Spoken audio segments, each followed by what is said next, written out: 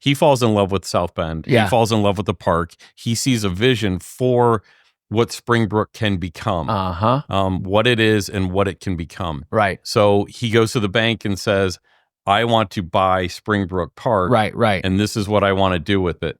And my grandfather had no money back then. So he used the value of the land against the loan. I see. So okay. he put the park up as collateral for his loan. So the bank said they took the chance as well, just like they do with anybody taking a loan. And the rest is history to where now Springbrook is in full ownership of my grandfather. And this is where the entrepreneur of Earl J. Redden Sr. goes in full force. You heard that there. That is Pete Redden talking about his grandfather, Earl J. Redden, and how he originally obtained the funds to build upon what would turn into one of the most popular and iconic destinations in the region. More of that later, but first, thank you for listening to another episode of Round the Bend Now and Then.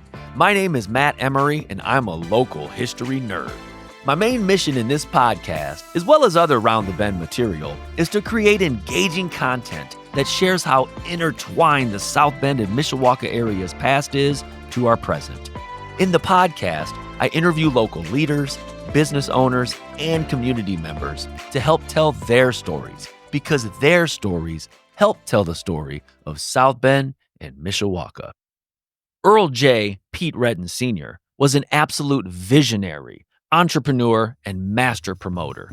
After purchasing Springbrook Park in the mid-1920s and holding a contest to change the name to Playland Park, he built it into a smashing success. A popular destination for decades that included roller coasters, numerous rides, a giant swimming pool, a concert hall, a roller rink, a racetrack, and even the home of the South Bend Blue Sox from the American All-Girls Baseball League. When the park closed, the land was then transformed into a popular 9-hole golf course equipped with lights to play on into the night. This was all located on the land between the mighty St. Joseph River and Lincolnway, near the intersection of Lincolnway and Ironwood. In this episode, I interview Sandy Redden, who is Pete Redden Sr.'s daughter-in-law. As the wife of Pete's son, Pete Redden Jr., she was a key part of the Redden family business that, as you'll soon learn, extended well beyond just the amusement park. Along with Sandy, I met with her son, also named Pete, and as you'll soon learn, Pete's passion for the history behind his grandfather's popular park and other businesses is clearly evident. We met in Sandy's downtown South Bend apartment, sitting around her dining room table with a beautiful view overlooking the mighty, mighty St. Joe River. Sandy is a lifelong South Bend resident, and let me tell you, it was so cool meeting with her as she is such a neat lady. Her passion for our city absolutely shines. She graduated from St. Joe High, and after that she worked summers at Storyland Zoo.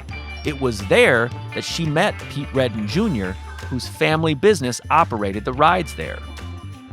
Sandy's son, Pete, also a lifelong area resident, was raised in a neighborhood that I'm kind of partial to, Sunnymead, and like his mother, he graduated from St. Joe High School. Before we get to the interview, I want to thank the sponsor of this episode, In Rug Co. Studio and Gift Shop. As you'll hear in the episode later, they're a locally run family business that offers a plethora of items, many of them tied directly to the South Bend and Mishawaka area. When you stop by, please be sure to tell them that you heard about their shop on this podcast. And now, here is my interview with Pete and Sandy Redden. We're here talking about one of South Bend's legendary spots, Playland Park. We'll dive into your experiences with the park and a little bit of history about the park. Can one of you speak to Springbrook Park before Pete Sr. bought it? Well, Springbrook was before the turn of the century. Yeah. Before the 1900s. Uh-huh. And it was owned by, you have to understand, this was a lot of Indian territory. Yeah, right. And it was owned by the railroad company. Right. Because many railroad companies or streetcar companies would buy pieces of land at the end of their line. Okay. And so the employees would use it was before everybody owned their own car. Of course. But they would go ahead and ride the streetcar to work during the week. But on the weekend, no business for the streetcar. Right. So the streetcar company bought the land at the end of the line and made a park out of it. At the end of Lincolnway was the end of the line then?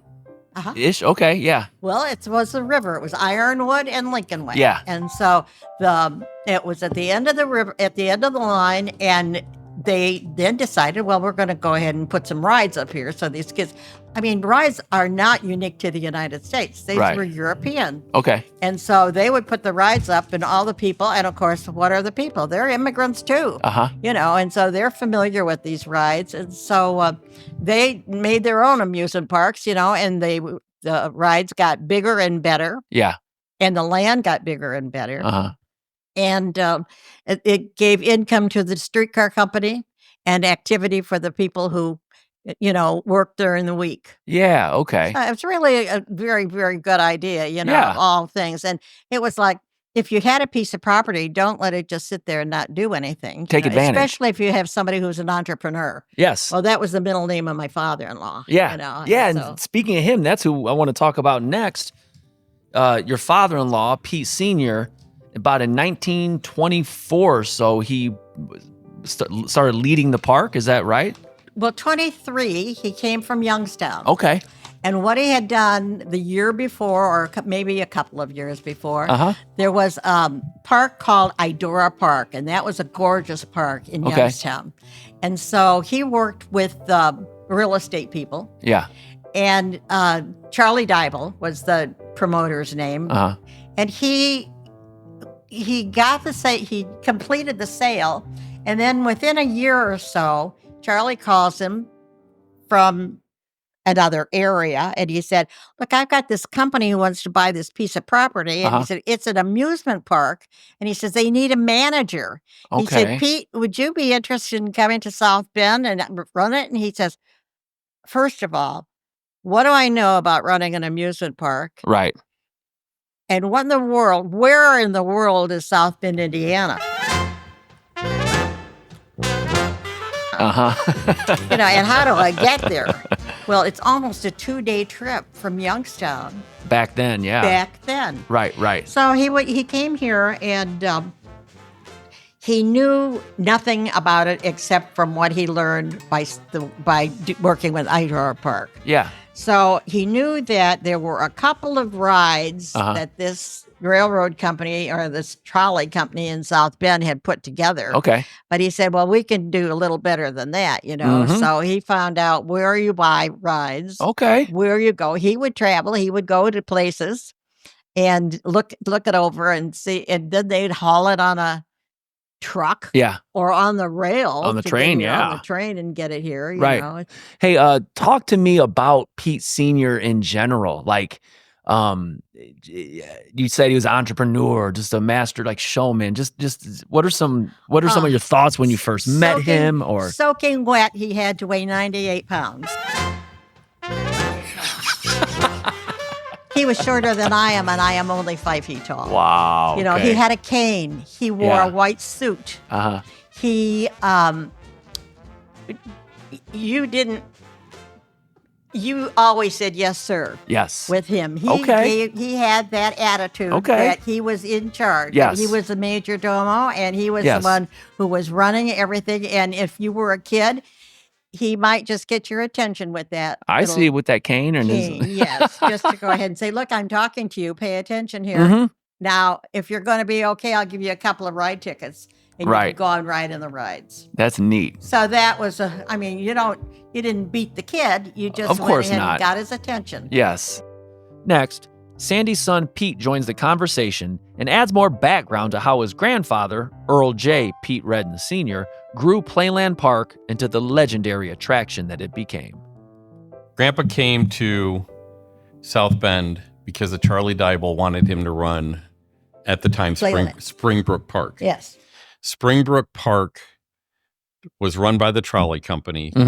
My grandfather comes, runs the park for them, the park ends up going bankrupt. Okay. Not because of my grandfather, right? Just because the trolley company was not putting any more funding towards the park into Springbrook. So my grandfather goes to the bank to get it. He falls in love with South Bend. Yeah. He falls in love with the park. He sees a vision for what Springbrook can become, what it is and what it can become. Right. So he goes to the bank and says, I want to buy Springbrook Park. Right. And this is what I want to do with it. And my grandfather had no money back then. So he used the value of the land against the loan. I see. So he put the park up as collateral for his loan. So the bank said they took the chance as well, just like they do with anybody taking a loan. And the rest is history to where now Springbrook is in full ownership of my grandfather. And this is where the entrepreneur of Earl J. Redden Sr. goes in full force. Yes. And the full force being he sees a vision for what this can be. Right. With the future, with the rides, like what my mom is saying, with the rides that were coming in, the merry-go-round that we had at the park that he brought into the park was called a Philadelphia Toboggan. It was built by German craftsmen. Wow! It was actually a used used merry-go-round. It wasn't even brand new in the 1930s. So then they start seeing the vision and they start bringing more and more rides in. Yes. Now they change the name of the park. Yep. They have a contest to rename the park. Yep. So there was they had all different. I don't even know what some of the names of the park that were suggested. Yeah. But there was a little girl in the area who came up with the name of Playland Park. She lived in River Park. She lived in River Park, so close by. And that's the name my grandfather came up with. I think she won some $50 in gold coin. Yeah, $50. A lot of money. Imagine, and she's a grade school. Yeah, child. that's a lot of cash back then. So there becomes one of the most iconic pieces of South Bend history, other than Studebaker and the University of Notre Dame ball band. Some of those, Bendix. Just some of the other iconic names. Whenever you talk about those names, Playland Park also falls into that category. Absolutely. And that's where the history for what happened down on Lincolnway and Ironwood and the St. Joe River on the 28 acres that my grandfather had, the vision became reality. And his vision was bigger than you said, just the rides. Correct. Melody Gardens. Talk to me about that. So Melody Gardens, which was right up the hill, which is where, if most people would maybe know it, where Holly's Landing used to sit. Yes. Okay. So Holly's Landing sat up top of the hill. Yep. So the land of Playland Park went from Ironwood to the east, St. Joe River to the north, Lincolnway to the south, all the way up to where the Wooden Indian sat. Yes. Playland did not own anything further than that. Okay. The Wooden Indian became existent because people were coming to the park, and it was actually a very nice hotel motel back in those days before things changed and evolved, and now it's gone anyhow. Of course. But, so that's how large the land of Playland was. But Melody Gardens sat at the very kind of the top corner of the property, and that's where the ballroom was, and that's where my grandfather's vision to bring the bands. Yes. And it was within 42 acres. We bought 42 acres. Yep. So, up to the river, up to Lincolnway. Yep. Lincolnway. And a lot of people don't know that Melody Gardens burned down. The first one did, right? The first one burned down. Yep. And then he rebuilt it. He did rebuild it. So my grandparents, there were two houses right on the edge of the property, to the far west of the property. And when the fire started, they came and they ran and grabbed my grandfather. And so my grandfather comes running out and to go look at assess what's going on and try and fight the fire and salvage what they can. And it's in the middle of the night. Morning. Yeah. And he comes running out and they said, "Aren't you missing something?" And he goes, "No, I don't think so." He goes, Your family is living in the house next door." He goes, "Oh my God." So, but Well, the best part of that is the fact that he came out and he told his wife, she says, oh, don't you think that you're forgetting something? And he went, no, I have my teeth. And she said, yes, but your son is still in the house. And that was my dad. Yep. Your future husband and your future father. So Melody Gardens actually burned down the first time. And, they ended up rebuilding it. And then that one hosted a lot of different entertainment, right? That one took his yellow Cadillac, too. He felt real bad about that. That was parked in that. Oh, building. Wow. Wow. So the second one when it came around, but my grandfather, so what would happen a lot for Melody Gardens is they would, big bands that were coming through between Chicago and Detroit, they would need travel money during the week. Yes. So they would make stops and they would play with for their travel money, their travel and their stipends to be able to continue traveling. So the bands that would come through learned about, I think Tommy Dorsey's band came through. Tommy and Jimmy. Cab Calloway. Some people, younger people that might not know who Cab Calloway is, if they ever watch the Blues Brothers. Absolutely. Up on the stage. Yep. And he's doing the introductions for the band. That's Cab Calloway. And he has a white suit on. Yeah. Always had a white suit. He was one of my grandfather's best friends. Wow, that's neat. When I learned that from Cab Calloway's grandson, one time when he was coming through and performing, and I waited afterwards and I met with Cab Calloway's grandson. That's neat. And he told me that he used to sit on my grandfather's lap at the house on Piaget. That was a story I've never wild. forgotten. That's cool. He called him Petey. Yeah. So, but well, Glenn Miller. Father, I said he was 5 feet tall. Of course. Cab Calloway, he was quite a big man. dude. Yeah. When you think Glenn Miller would come through, he was big here, time, and you name it. There was Ozzie Nelson, Ozzie and Harriet, right? Yep. Okay. There was a story she where was his band singer. Yeah, and my grandfather told Ozzie that he better marry her. So, he said, some advice. Once she gets out to Los Angeles, you're going to be out of here. And he buried her before they got there. Right. That's wild. So, I've seen, and you and I had spoke about it when I was out at your house, those old pictures of the swimming pool are just wild to me. And gorgeous. And there's a story behind that as well, because there's a lot of money was invested into building this swimming pool, and it was an Olympic-sized swimming pool, and it was not like your normal swimming pools that you see. Yeah, talk to us about that. Olympic size. Yeah, it was huge, but it was above ground. Yeah, above ground. It was an above ground concrete swimming pool that was built with private investor money. So if Erskine's were involved, Rockney was involved with it. There were a lot of prominent names that were in South Bend that put money into that pool. That was privately funded. At one time was the athletic director for the sports program here in the city. The whole city. Yeah. Yep. And so, but when you went into went up the hill to go into the swimming pool, you paid your admission up there, but you went down to the pool, and all the dressing rooms were on the lower level. You know, so it was different. It looked way different. Oh, yeah. It was amazing looking. I recently saw a picture. There's a historian here in town that posted a picture that I'd never seen before. Really? And it showed the depth and how tall it was. Of the pool. Unfortunately, the pool was doing well and very successful, but then the polio epidemic. That's what I thought. Yeah, and between the 40s and 50s. They thought that one of the transmissions of polio was a pool and water source and things like that. They found out that wasn't the case. Yeah. But so what'd they do? They panicked and they closed the pool. The pool never reopened again, and it sat just empty for years. Until the 50s. Really? So the structure sat until the 50s? Until the 60s, really, because I already knew Pete in the end of the 60s. In the middle of the 60s. Yeah. And we used that to fill in the library. Okay. The old library. Library.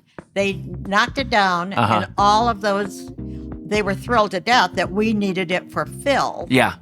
Because they didn't have to take it, but 20 up the blocks street, away. right? Yeah. All the pillars and the concrete walls, they filled in the pool with. Now, we figured out that years and years later when we had when obviously the amusement park, Playland Park, became Playland Golf Course. Right.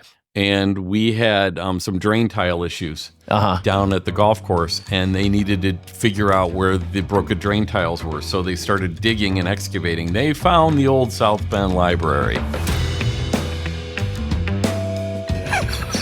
Oh yeah, they found the pillars and the walls and all buried where the pool was as clean fill. They're like, the excavators are like, what in the world is all this down here? And my dad looked down and goes, that's where the library was. Wow, that's amazing. Never thought. I mean, it had to go someplace, but here was a hole. Yeah, of course. And when I seen pictures of that pool, though, it's just remarkable. You know, late 1920s it was built. The man who built it was very well known in the Midwest. Wow. To go ahead and build that. Yeah. And it was gorgeous. There weren't very many of those pools that were in the country. Oh, I'm sure. The style of that pool, which escapes me now, there weren't many of the of that kind of style that was built, so it's very unique. Yes, it was beautiful looking. And my grandfather was never about doing things normal.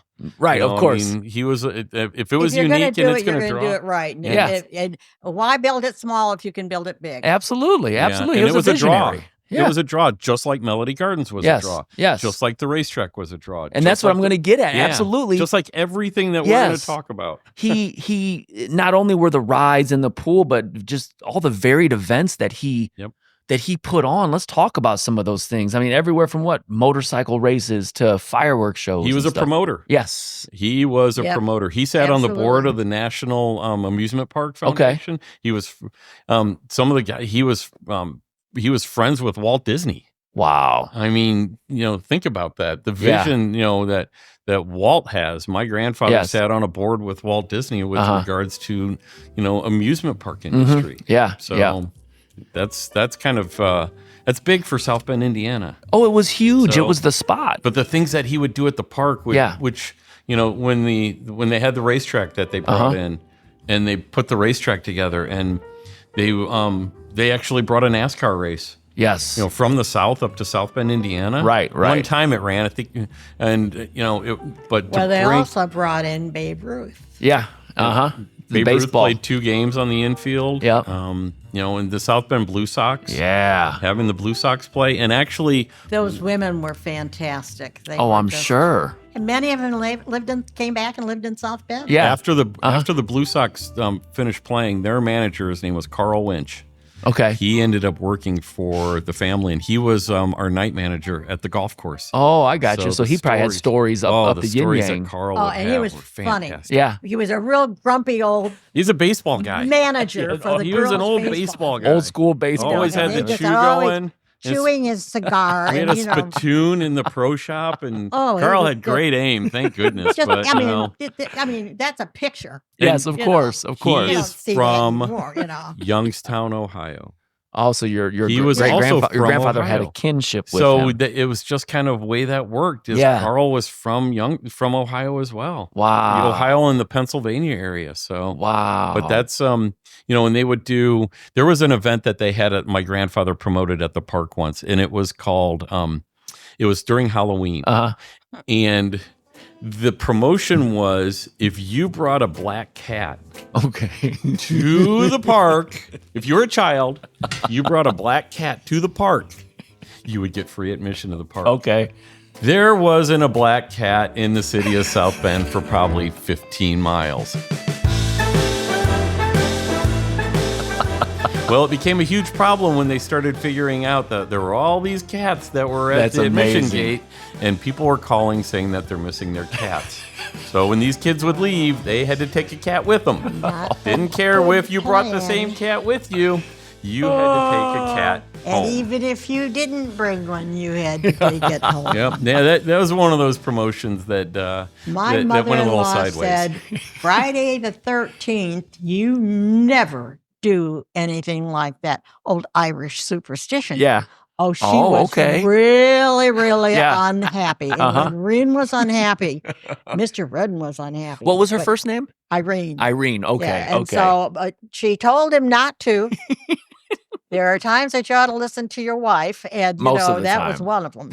Well, let's put it this way: my grandfather, from what I'm told, my grandfather ran the park, but my grandmother ran the family. Yeah, absolutely. So, she was a force to be reckoned with. At one time, or he said to her, Irene, I will never have you ask me for money. Yeah. He said, because we don't, quote, pay you to work for us, but you work harder than a lot of people that Darn work right. for us. Darn right. And so he would come home and he would put $100 bill at the end of the week under her dinner plate. A lot of money then, too. A lot of money. Well, that was in the 40s. That was in the 50s. Yes. That was in the 60s even, you know. And so she never had to ask for money, you know. And she was so funny. She would tell you a million stories. And I still repeat many of the things that she says. And I'd say, my mother-in-law used to say, yes, you know, and that kind of thing. And it just went on forever because they were both funny.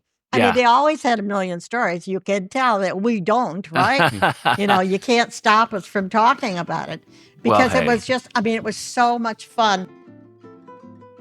We stop here for a quick word from one of our sponsors. You've heard me talk about In Rugco Studio and Gift Shop multiple times on the podcast and on social media.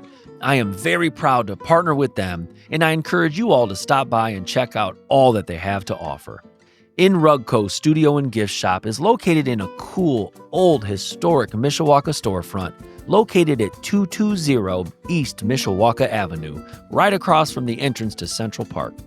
At this family-owned gift shop, you'll find Mishawaka and South Bend-inspired teas, coffee mugs, stickers, and magnets that you just will not find anywhere else. But this is more than just a hometown pride store. You'll also find national brands like Lodge Cast Iron, Minnetonka, Darn Tough Socks, and Smart Wool. There are gourmet food options, outdoor clothing and footwear for men and women, and seasonal decor. There's even a small batch bakery located inside, Lola's Pastry, Bread, and Jam Bakery. This is a true Mishawaka destination. To truly get a sense of all that In Rugco Studio and Gift Shop has to offer, you just have to visit their store. Again, at 220 East Mishawaka Avenue, across from the Central Park entrance. Once you're there, you'll understand why I'm describing the place so enthusiastically and why I'm so excited that we are partnering, as they are a locally owned small family business who is entrenched in our community and dedicated to seeing it thrive. Our website, indianarugco.com, to check out all that they have to offer. The link is in the show notes. And now, back to the episode. Before we get to the golf course, what are some of the reasons why the amusement park in the 50s just started to... Three reasons? Air conditioning. Okay. Cars. Yes. What was the third one? TV. Yeah. Television. Yeah. Other entertainment. TV. Yeah. Yep. You know, and it wasn't cheap to maintain a park. No. You know, it was not cheap to maintain a park. It was, you know, the ride structures, they're all wooden rides. They're not like they're steel structures that are out at the amusement park these days. So right. always need constant upkeep and maintenance. 100%. I'm sure that was... Yeah. Somebody said to me one time, we had the rides over at Storyland then in the 60s. And they said, I never look at Pete. He said, he never takes his eyes off the kids that are here at the zoo. He says he's watching those kids all the time. And I went, they said he's watching them like a mom. I said, if you had his insurance bill to pay, you would watch him like a mom too.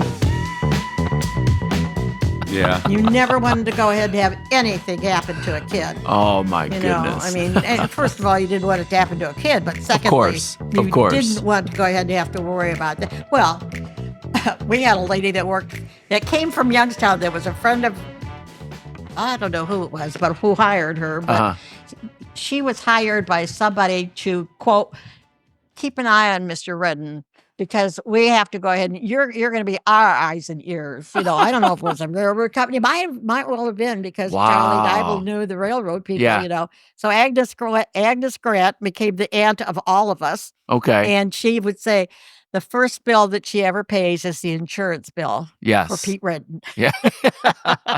And egg. That's wild. Yeah. Hey, let's talk about your husband for a little bit. And you know, his role over the years with it all. He was his right-hand man. And your husband knew no different. I mean, he was literally born and raised in it, right? He was born and raised there. We were married on April Fool's Day, and Peter was born on New Year's Day. Yeah. So how old are you now? Easy math. Yes, 9 there you months. go. Yeah, we were going to never mind. But it was just, we just had a lot of fun.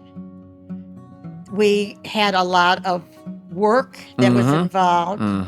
The kids all grew up in a very healthy atmosphere.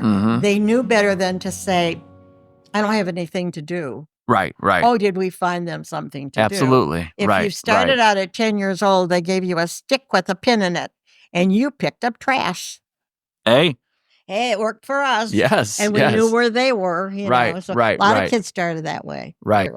So, my dad, started off he was indoctrinated at the park. Absolutely. He was born into the park. Yes. Everything around him revolved around my grandfather, his dad. Yes. Learning trial by fire. Okay. Learning by example. Yes. Of the best way, not only the way to manage the park and be a promoter, right, but how to treat people. Yes. Because if you don't treat the people right that work for you, then they're not going to work for you. And so my dad learned that just by example leadership, from absolutely. My grandfather, from his dad. Yes. Of the way to run it. So my dad and his brother, which was John, younger brother, they as the park was getting older, they started assuming more and more responsibilities. Yes. With regards to the park, as not just the park, but the whole family business. Right.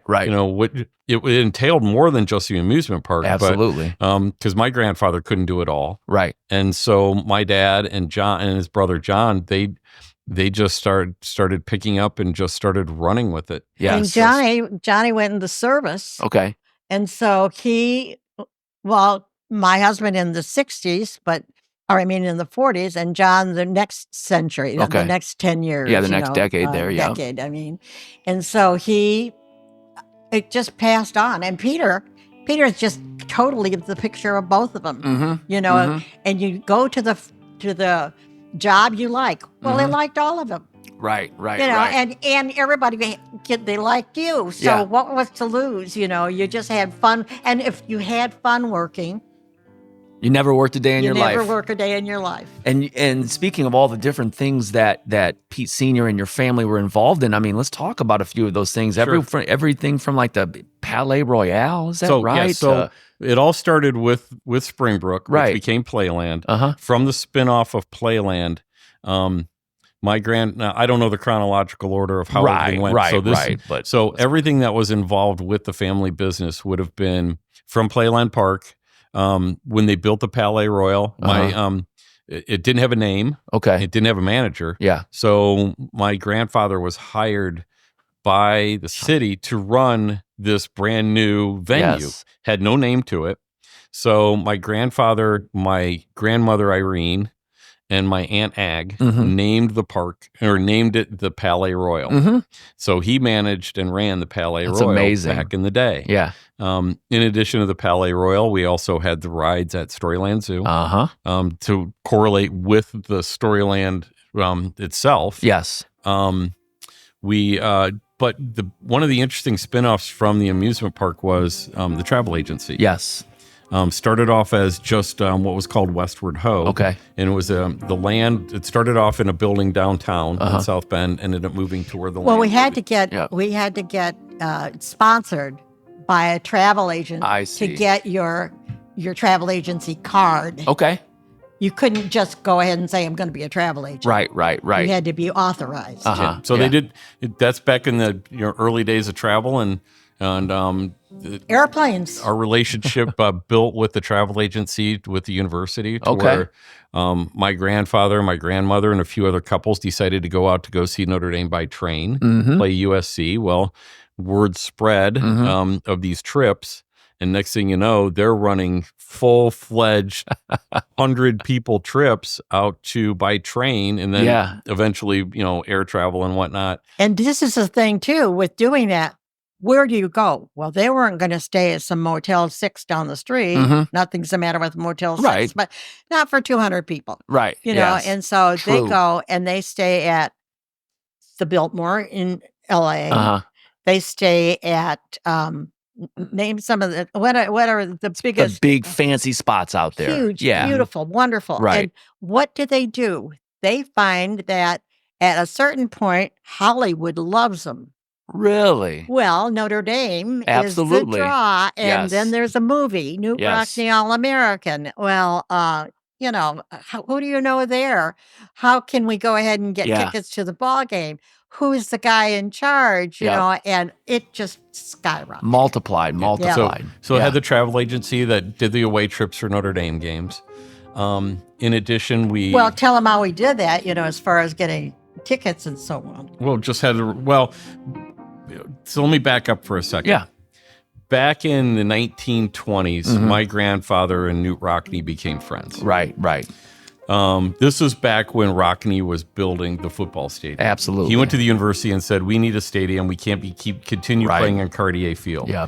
So Rock had to oversee building the football stadium. Yeah. In addition to the architects that he had to oversee at the stadium, there's another great book that's out there.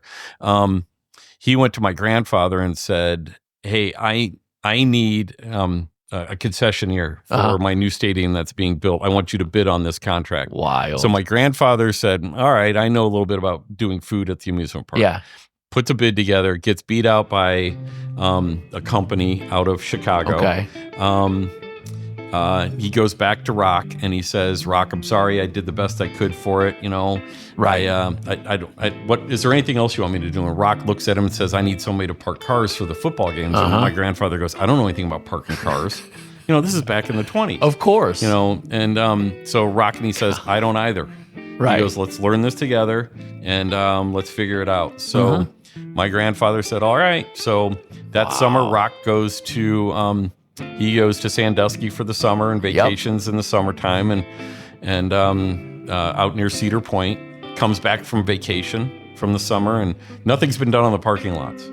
And he calls my grandfather into the office, which was in the Dome at the time, and he just rips my grandfather in half and says, "You've done nothing. These parking lots aren't going to be ready." And he goes, "Rock, we don't have a contract."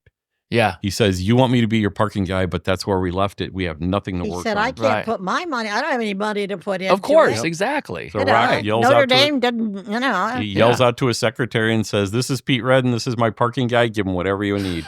Well, so she marched him down to the president of the University of Notre Dame. That's wild. And said, "This guy needs to have a contract before he'll do anything."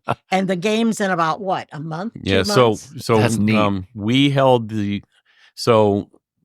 held the Notre Dame football parking contract for 74 years. Amazing. So we worked with the university and came in and did the parking. We staffed it. Yes. We prepped the lots. We staffed the lots. We ran the parking operation for them on Saturday. And Sunday morning, first thing, we had all the lots cleaned up by noon. So you were responsible for cleaning up the lots too. For cleaning up as well. So if we didn't get it, we had schools that would make a little bit of money. A lot of volunteer groups. A lot of kids. A lot of high school kids. Their very first job was parking cars on game day Saturday for the business. Yeah, that's neat. It was great. It was their first job. There's a lot of kids that I know they love it, that are my age, and some even older have said, "My very first job was working for the Reddens out in the parking lot." That's neat. That is cool. So cool to hear. That's neat. And, that is.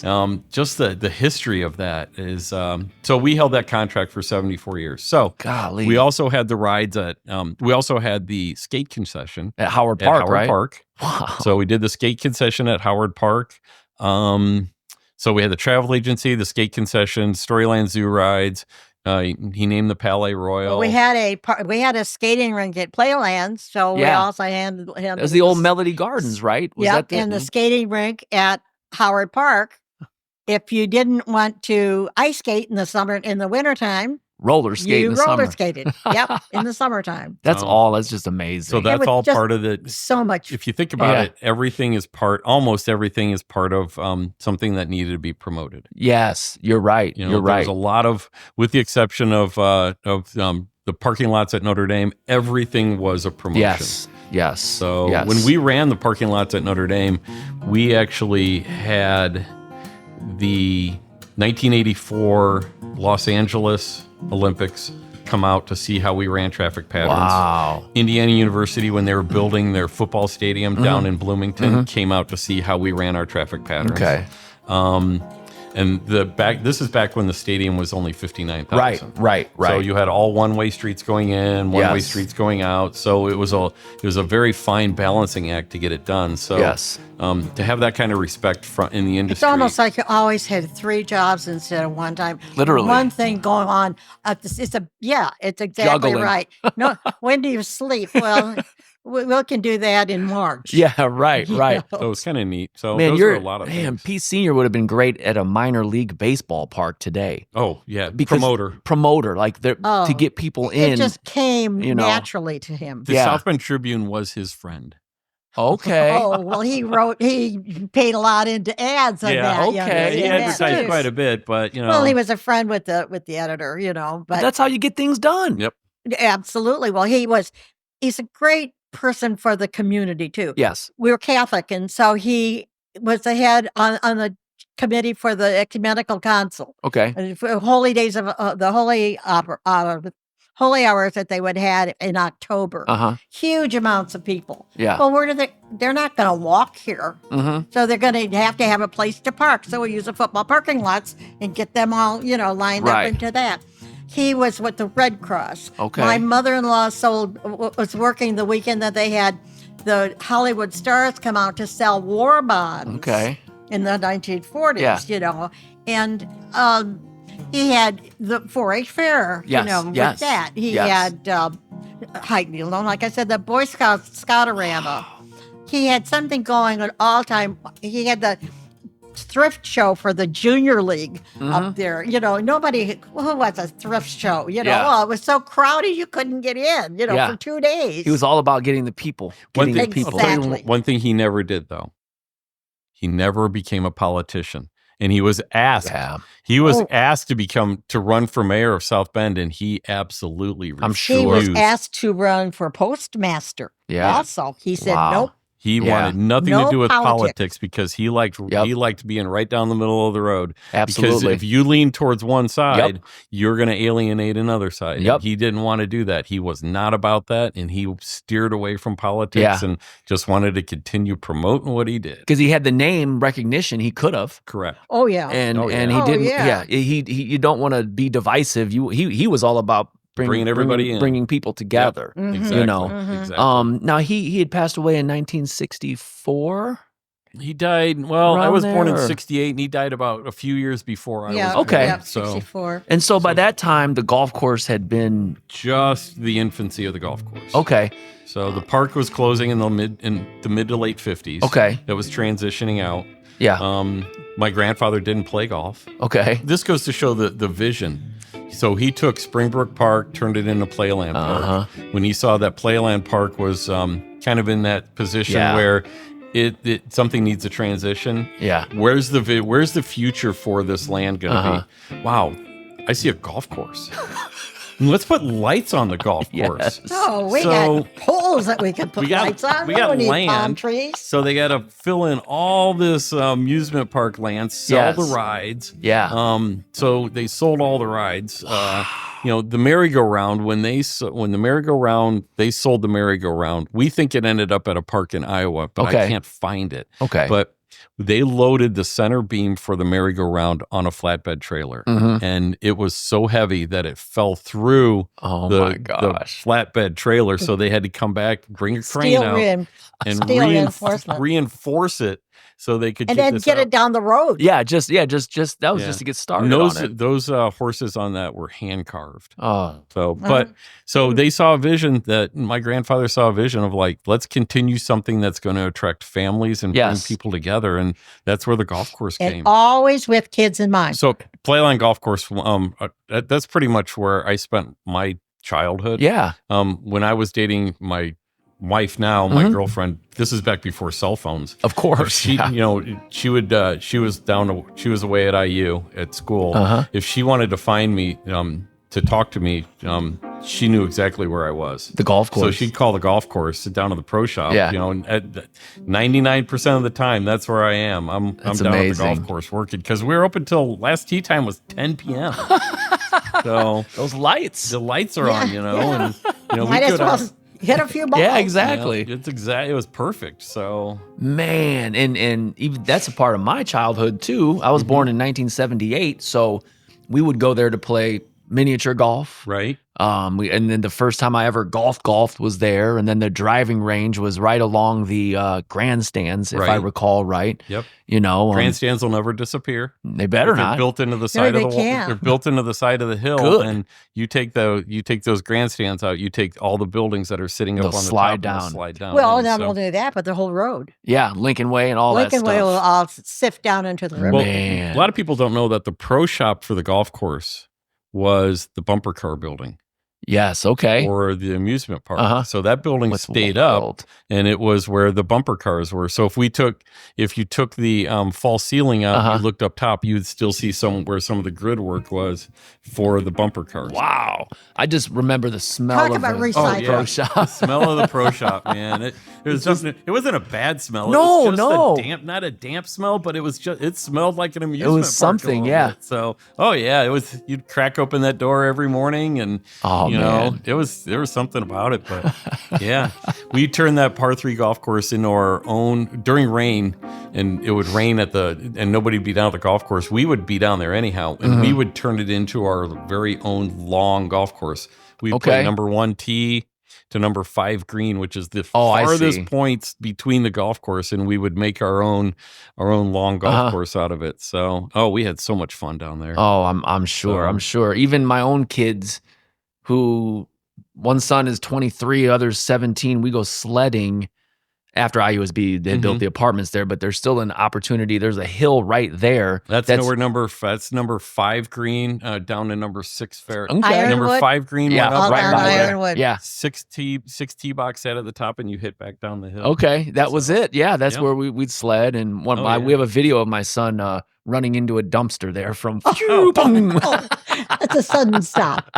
It's so much fun. I mean, the whole idea that it's something from the 1800s to the present day where those kids it was always for kids. Yep. And where now the student housing is same there for kids. They don't have an idea. I know. Gail Mancini was great as far as getting information out, as far as what the kids knew about, and it's their legacy, Hey, Sandy, looking back at everything, what are 1 or 2 of your most just cherished memories or cherished things that you think about the park? About Playland? No, just in general. Oh, the family business, anything like that. The fact that there are so many people that when you talk to them, it brings that smile to their face. Yep. Oh, let me tell you a story. I remember when. Yes. And I don't have to tell you anything because they're going to go and tell you the story of what they remember when. I got goosebumps. That's so cool. That's so cool. Excuse me, it always brings tears to our eyes because we were so close to it. Yes. And we realized it. Yeah. We realized it when we talk about it. Yeah. And we're old now. Yeah. Well, that's why I want to capture some of these memories, and I want to put it out there, and I really think my listeners will be appreciative of you two joining me. And it's like you can't stop it from telling you the story, even if you try. Well, I want to record it, All right. Well, hey, thank you guys. I appreciate it. Thank you. Thank you. It's our joy. All right. Thank you for listening to another episode of Round the Bend Now and Then. An extra special thanks to Pete and Sandy Redden for sharing your memories and knowledge about Playland Park. Sandy, thank you for welcoming this crazy guy into your home and allowing me to pick your brain. Folks, there's also a wonderful video documentary about Playland Park that WNIT did, and I highly encourage you to check it out. I put that link in the show notes as well. Thank you again, and be sure to join us next time to learn more about South Bend and Mishawaka's Now and Then.